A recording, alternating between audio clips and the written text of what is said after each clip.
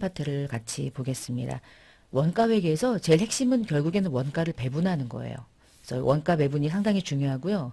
우리가 지금 8강에서 원가 배분이라는 이름으로 공부를 하지만 여기서 끝나는 게 아니라 그 전에도 원가 배분을 나름 하기 위해서 공부했던 거고 그 이후에도 이제 부문별 원가 배분이 아닌 제품별 원가 배분을 이제 주구장창 하게 되는 거예요. 원가 배분이 원가의 이제 핵심이 되는 거고요. 자, 원가 배분은 내가 원가를 집계하면 그 원가가 집계된 것을 내가 원하는 대상에다가 그 대상이 A라는 제품, B라는 제품, C라는 제품이 될 수도 있고 아니면 뭐 이렇게 P1 프로젝트, P2 프로젝트, P3 프로젝트가 우리 회사가 돈을 벌기 위해서 하는 활동이 될 수도 있어요. 그러니까 기업마다 원가 대상은 다 달라요. 그런데 우리가 이제 원가 배분은 결국에 내가 집계한 원가가 어떠한 방식에 의해서 내가 정한 기준에 의해서 각각의 원가를 배부해야 되는 그곳을 우리는 원가 대상이라고 하는 거예요. 원가 대상에 집어넣어서 얼마를 이 자리에다가 집어넣을 것인가. 전력비가 500원이 나왔는데 그 전력비를 A, B, C에 어떻게 쪼갤까? 왜 어떻게 쪼갤까에 대한 걸 이제 배부 기준을 설정하는 거예요.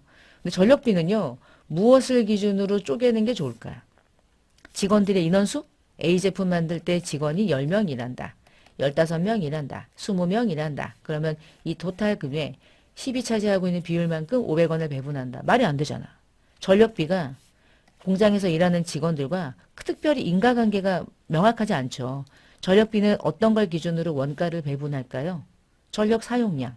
전력 사용량을 어떻게 하냐? 적어 놓겠지. 그걸 적어 놓는 게 원가 담당자들이 하는 일이고. 제품 만들 때 아무것도 안 하면 안 되고요. 오늘 내가 한 일, 마지막에 전력 사용량이 처음에 100kW로 찍혀 있었는데 오늘 딱 퇴근하려고 보니까 110이 찍혀 있어.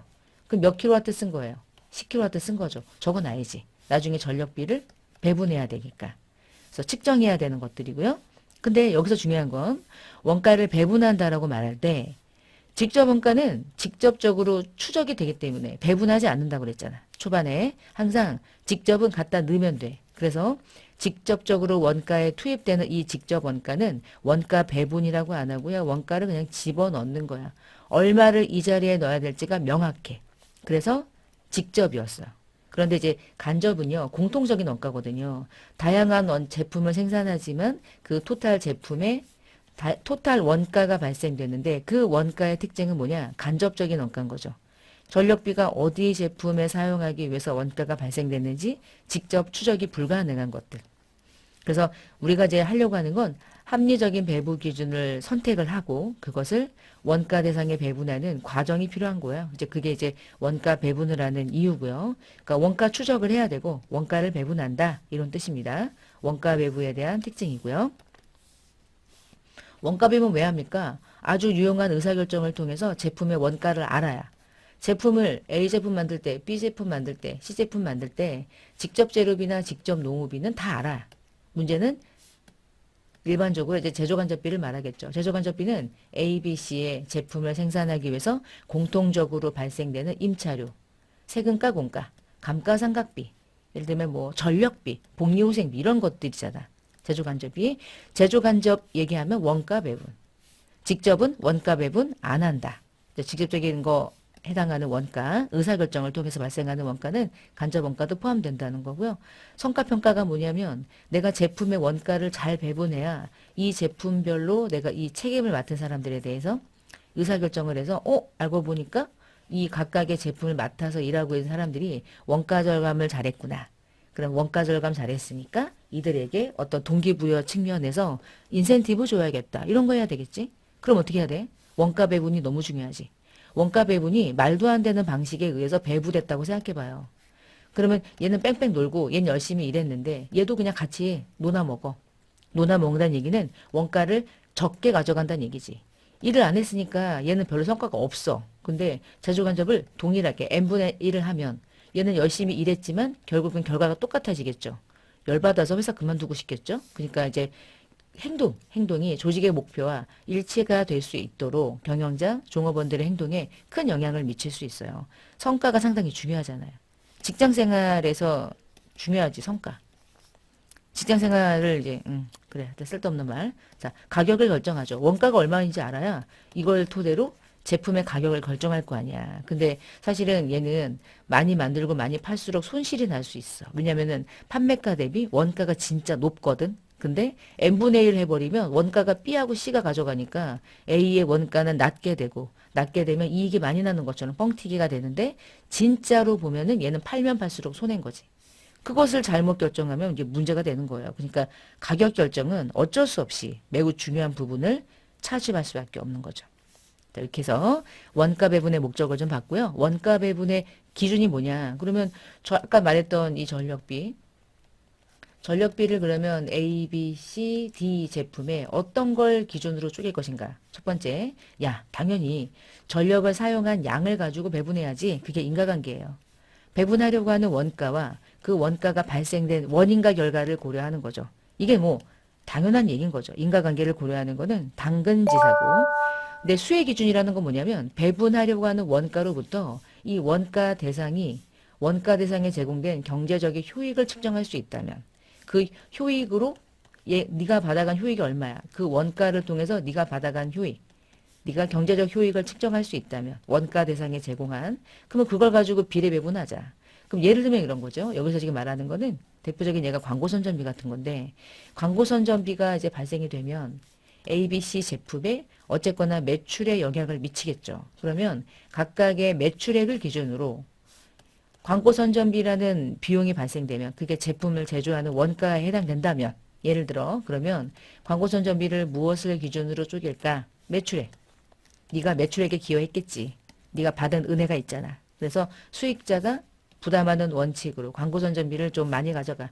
매출 많이 일어났으면 광고 때문에 많이 받아간 거니까 네가 광고비 제일 많이 가져가서 네 원가를 제일 많이 측정할게. 뭐 이런 거예요.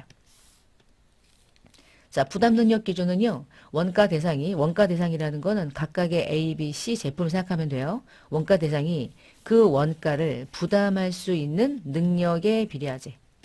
그 능력이 뭐냐? 기본적으로 수익성이 높은 사업자겠지 뭐. 그치? 꼭 매출은 아닐 수 있어. 왜냐면 매출액이 그대로 수익을 높이냐? 그건 아닌 게 매출에서 매출과 대응되는 비용을 차감했을 때 실제로 이익이 난 거잖아. 수익성이라는 건 얘를 판단해야 되니까. 그래서 수익성이 높은 사업주가 이 셋 중에 그럼 원가를 많이 부담하게 되지 않을까라고 이제 판단할 수 있어요. 그러면 문제가 뭐냐면 수익성이 높다는 건 정말 열심히 일한 거잖아. 그치? 그럼 얘가 1등이야. 얘가 2등이야. 얘가 3등이야. 그러면 이 원가를 1등이니까 네가 수익성이 제일 높으니까 네가 제일 많은 원가를 가져가. 네가 2등으로, 네가 3등으로 이렇게 해버리면 3억 중에 네가 2억 가져가. 그리고 나머지가 6천 가져가고 4천 가져가. 이런 식으로 해버리면요. 되게 억울한 일이 벌어져. 왜 억울하냐? 나는 수익을 높이기 위해서, 수익성을 높이기 위해서 이때까지 어떻게 했을까? 진짜 열심히 일했죠. 그래서 비용을 절감시키면서 수익성을 높였다고요. 근데 갑자기 토탈 원가, 공통 원가를 나보고 수익성이 높다고 원가를 나에게 집어넣어버려. 그럼 없었던 원가가 생길 거 아니야. 그럼 수익성은 어떻게 될까? 낮아지겠지. 짜증나죠? 열심히 할까요? 그러니까 봐요. 열심히 안 해. 늘 이런 식이야. 그러면은 그냥 노는 게 오히려 내가 조금의 원가를 받아서 오히려 동등한 입장이 된다니까? 그러면 누가 열심히 일합니까? 열심히 일하지 않죠. 그럴 수 있다는 거예요. 그래서 사업주 관리자의 사기가 저하될 수 있어요. 구독적 해이죠. 뺑뺑 놀고 조금 가져가고 내가 갑자기 1등이 되고 아무것도 안 하고 놀다가 이제 1등이 되고 뭐 이렇게 되는 거지. 그 피해 게임 보니까 피해 게임 3? 저는 피해 게임 1부터 진짜 재밌게 봤거든요.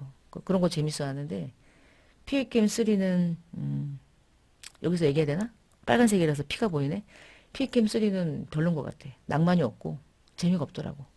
욕이나 하고. 근데 그 피해 게임에서 그냥 게임 안 하고 그냥 가만히 앉아가지고 떡국물 먹어가지고 올라가려고 했던 그 있잖아. 충주맨인가 그 사람. 진짜 별로더라. 게임을 못하는 것 같아. 일단 게임에 대한 이해력이 떨어지고. 그러니까 좀 그러는 것 같지 않나. 뭐. 하여튼 그래요. 쓸데없는 말 했네. 그래서 이렇게 도덕적 해이를 불러일으킬 수 있어. 아무것도 안 하고 침대에 누워가지고 잠만 자. 그리고 나와서 그냥 갔다 와. 뭐 이런 식인 거지 게임을. 이러려면 왜 왔어? 그치? 하여튼 그래. 좀 그렇더라. 그다음에 공정성, 공평성은 뭐냐면 방법이 아니야. 상당히 모호하죠. 그러니까 우리끼리 모여서 야, 우리 원가 대상에 원가를 배분할 때 공정하게 하자라고 말하는 거예요. 이게 목표지. 이게 방법이 될 수는 없잖아. 근데 그것도 또 다른 기준이라고 회계는 원가 회계는 얘기하고 있대. 그냥 그런가 보다. 이렇게 하시면 돼요. 그럼 네 가지 방법 중에 지금까지 했던 거 인과관계 기준도 있고요. 수혜 기준도 있고요. 부담 능력도 있고요. 공정성도 있어요. 네 개 중에 가장 확실한 방식은 뭘까요? 얘겠지. 인과관계지. 인과관계가 가장 명확하지. 근데 가장 이상적이야. 그러나 인과관계를 명확하게 구분하기가 어려운 것들 때문에 이제 여러 가지를 고려하는 거죠. 그러나 인과관계를 아예 모르는 경우는 거의 없어요. 복리후생비 뭘로 배분하면 돼요? 직원들 수가 있잖아. 그치? 직원들 수에 맞춰서 A 제품, B 제품, C 제품에다가 복리후생비를 쪼개면 되겠지. 제가 지금 얘기하는 것들이 원가를 배분하는 거예요. 자, 그럼 거기서 이제 원가 배분에 한 단계 더 가는 거야. 이제는 부문별로 원가를 배분하는데 이 부문별로 원가를 배분하는 것도 지금부터 보겠지만 직접 재료, 직접 노무는 추적할 수 있기 때문에 지금도 얘기하는 부문별 원가 계산은 제조간접 원가에만 국한되는 거야. 얘만 가지고 얘기하는 거지 얘하고는 아무 상관이 없는 거야. 지금부터 원가 배분은요. 자, 그러면 제조간접비를 배분하는 방법 중에 공장 전체의 제조간접비도 있고요. 부문별 제조간접비 배부도 있고 뭐 그래요. 근데 이제 요 두 개가요. 어떤 특징을 가지고 있냐면 공장 전체는요. 공장 전체에 제조간접비가 이렇게 있어. 공장 전체라는 건 부문이 여러 개가 있는 거야. A 부문, B 부문, C 부문, D 부문 막 이렇게 있어. 근데 부문별로 제조간접비를 따로 구해서 이 A라는 부문으로부터 제품을 생산할 때 이 A 부문의 인과관계를 고려해서 예를 들어서 저희가 절단 부문이면 절단을 하면서 제조간접비가 100이 발생됐다. 근데 그 절단은 A라는 제품과 B라는 제품과 C라는 제품을 절단하기 때문에 발생된 제조간접비인 거야. 그럼 어떻게 해야 돼? A라고 하는 절단 부분의 100원은 절단을 A, B, C가 얼마만큼 절단해서 제품을 생산하기 위해서 이 절단 횟수가 사용됐는지를 가지고 인과관계를 고려해서 배분하고 얘 같은 경우는 뭐 수리했대. 그러면 A, B, C가 고장이 날 때마다 수리한대. 그러면 수리한 횟수를 가지고 이 부문의 원가를 배분하고 예를 들면 뭐 접착을 한다거나 예를 들면 이제 외부 마지막에 하게 되면 코팅을 한다거나 그러면 A, B, C의 코팅을 얘만 하고 얘는 안 해. 그러면 얘는 다 얘 거잖아. 예를 들면. 아니면 두 군데는 하고 C는 안 해. 이럴 수 있잖아. 그래서 부문별로 각각 계산해서 각각의 인과관계를 기준을 따로 잡아서 각각 A, B, C라는 원가 대상 제품에다가 각각 배분하는 방식이 부문이에요. 그래서 부문은요. 부문별 제조간접비 원가가 100원이잖아. 그러면 그 부문의 배부 기준으로 배분하는 거야. 그 배부율은 부문별 배부 기준을 따로 만들어서 그래도 저래도 이 토탈 제조간접 원가가 예를 들어서 500이면 얘가 100이고 얘가 200이고 얘가 100이고 얘가 100인 거지. 그러니까 제조간접비가 배부돼야 하는 토탈 금액은 같아요. 그런데 얘는 부문별로 가는 거죠.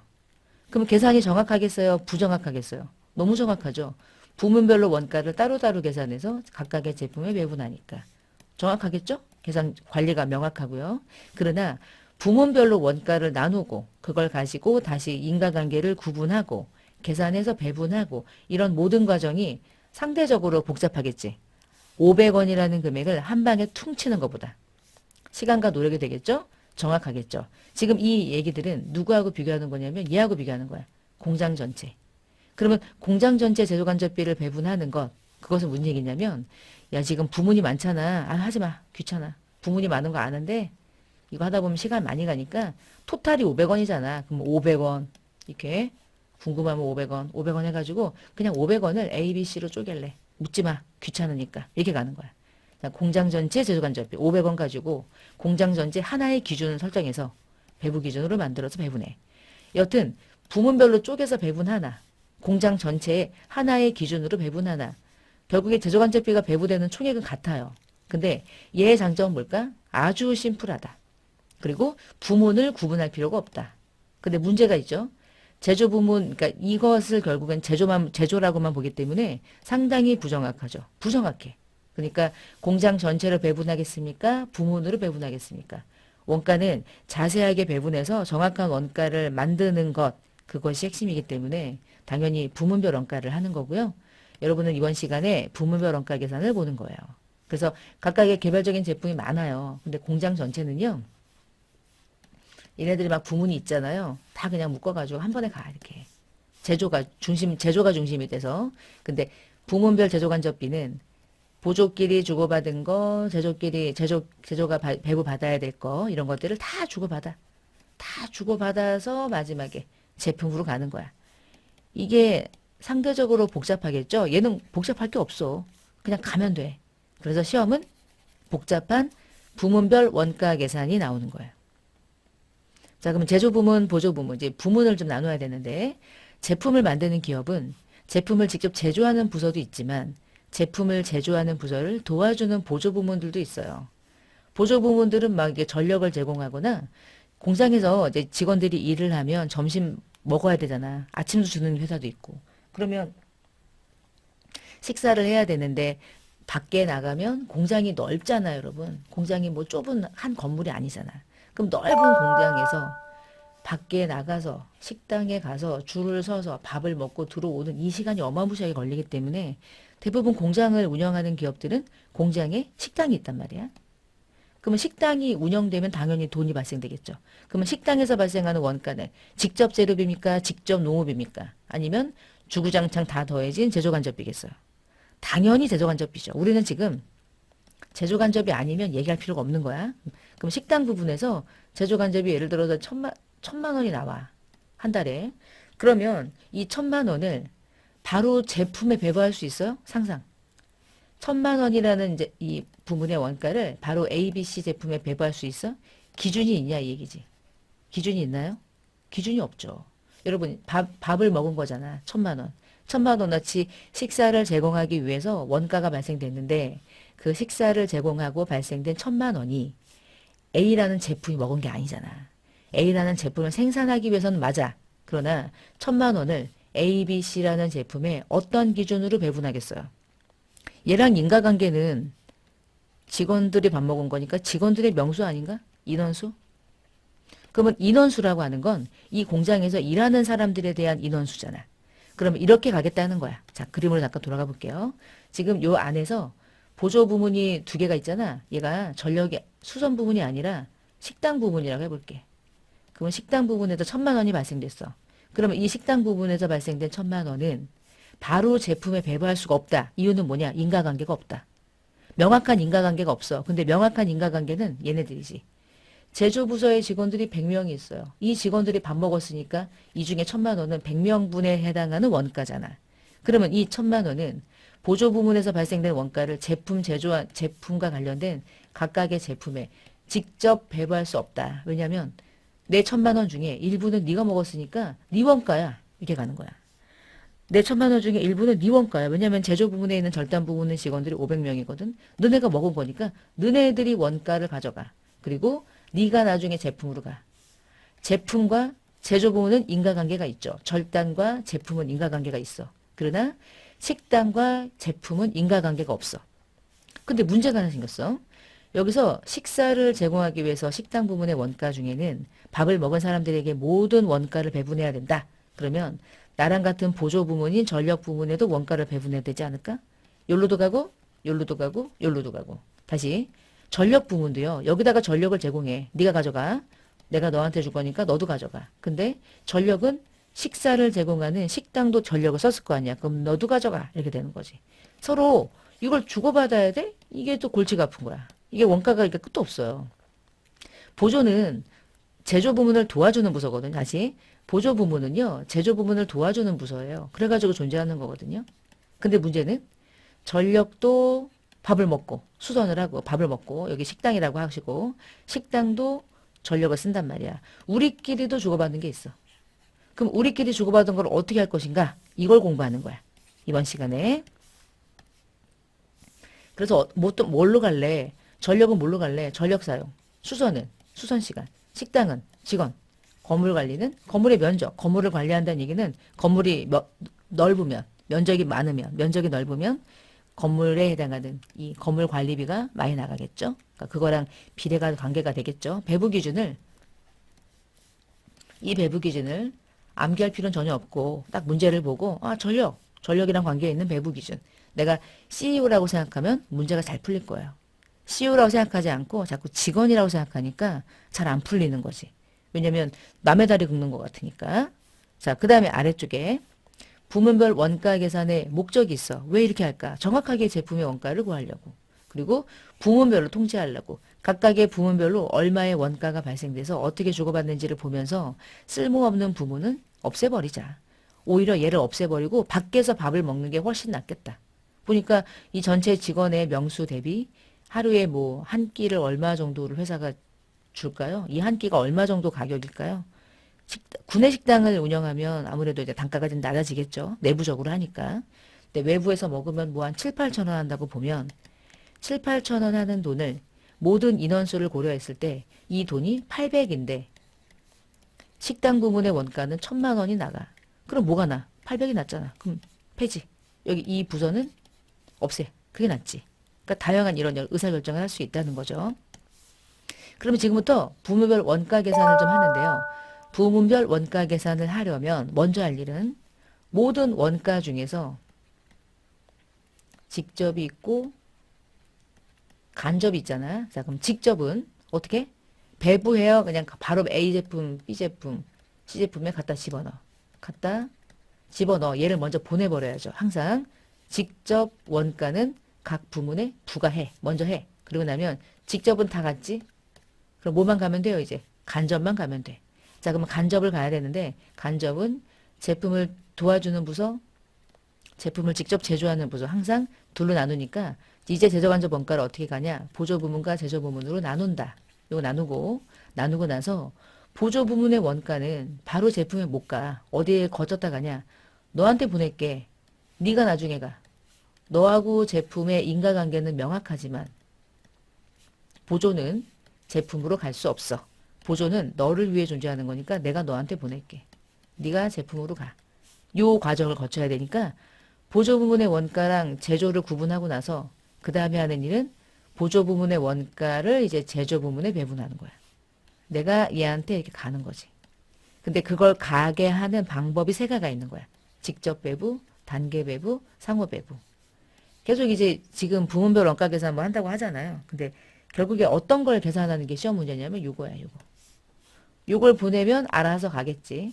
마지막에 요거 다 배분했다. 그러면 제조 부문의 모든 원가가 집계되고요. 보조 부문의 원가는 사라져. 그러고 나면 제조 부문이 마지막에 A, B, C로 후루룩 넘어가는 거야. 원가를 제품에 배부하는 거죠.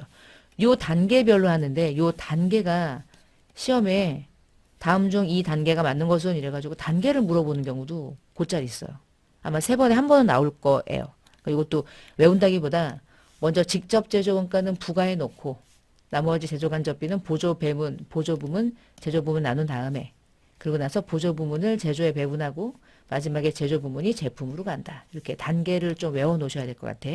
계산 문제가 종종 나오니까. 자, 그러면 보조 부문을 배분하는 방법 중에는 직접 배분, 단계 배분, 상호가 있다고 그랬죠? 자, 요거를 읽지 말고 먼저 직접 배부부터 한번 해볼게요. 자, 위에 자료가 이렇게 나올 거고요. 위의 자료를 토대로 직접 배부법에 의해서 보조 부문의 원가를 제조 부문에 배부하래요. 자, 이 표를 이해하는 게 상당히 중요합니다. 자, 보시면 지금 여기 이제 보조 부문이죠? 여기가 이제 제조 부문이에요. 우리는 보조 부문이 2개 있어요. 전력 부문과 수선 부문. 보조 부문은 전력 부문에서 20만 원이 발생됐고요. 수선 부문에서 10만 원이 발생됐어요. 자기 부문 원가. 근데 제조 부문은 40만 원이 절단 부문에서 발생됐고 조립 부문에서 30만 원 발생돼서 제조 간접비 토탈, 부문의 토탈 금액은 100만 원인 거야. 이게 토탈인 거죠. 자, 그러면 전력 부문 20만 원은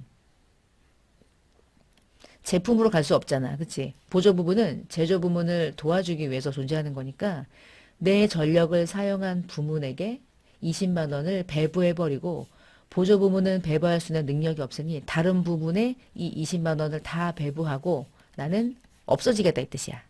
그리고 나서 수선 부문도 동일하게 나 배부하고 없어질래. 이거예요. 그러면 얘도 배부하려면 뭐가 필요해? 배부 기준이 필요하죠. 자, 전력 부문의 20만 원은 전력 부문, 수선 부문 중에 무엇을 기준으로 배분할까? 당연히 전력 부문이겠죠. 이 표를 이해하는 게 중요하니까 표를 한번 보시면 자, 20만 원이라는 전력 부문은 얼마의 전력을 제공하기에 이 20만 원이 발생됐을까?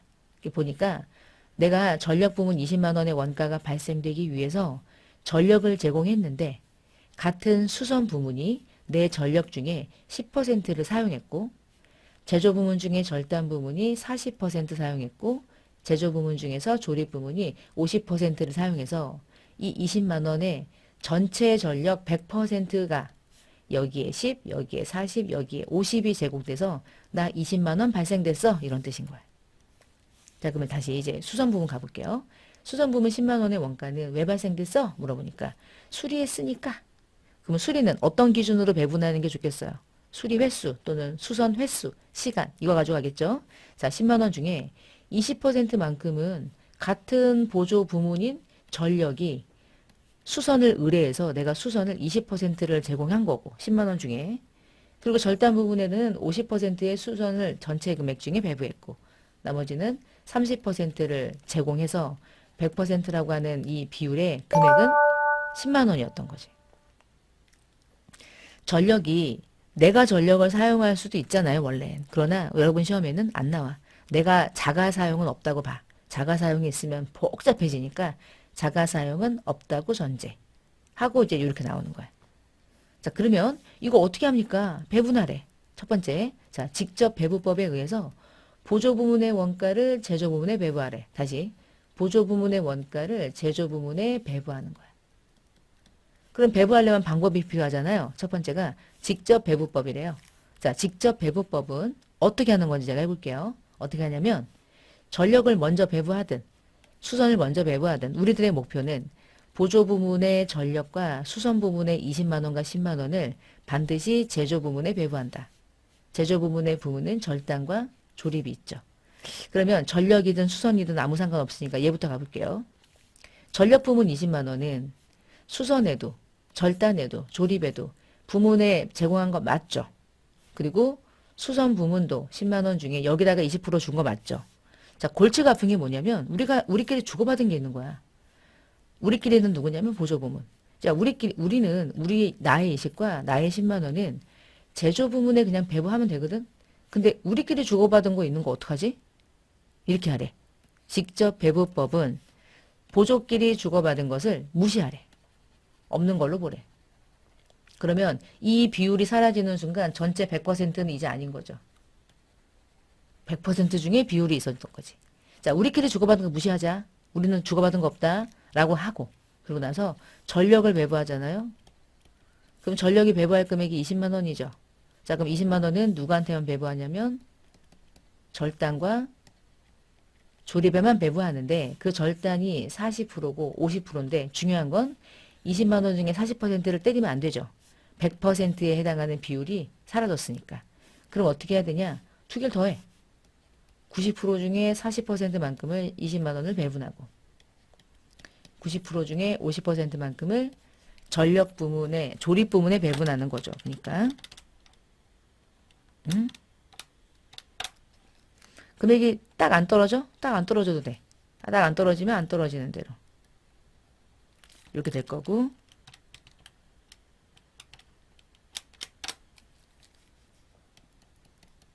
마지막에 이제 2로 맞춰주면 되겠죠. 여기서 9를 하든지. 그러면 전력 부문의 20만 원은요. 절단 부문에 잠깐만 여기 좀 지워볼게요. 절단 부문에 88,888원만큼 절단에 가고 조립 부문에 111,112원만큼 가고요. 전력 부문은 제로가 되는 거야. 그러니까 전력 부문이 제로가 된다는 건 전력 부문의 20만 원을 절단 부분 너에게 줄 테니까 네가 배분해. 제품에 갈 때. 나는 못 가거든. 네가 내 거 썼으니까 네가 네 원가라고 하고 네가 가. 그 다음에 너도 가. 이런 식으로. 전력 부문에 배분해 이렇게. 그러면 수선도 가볼까?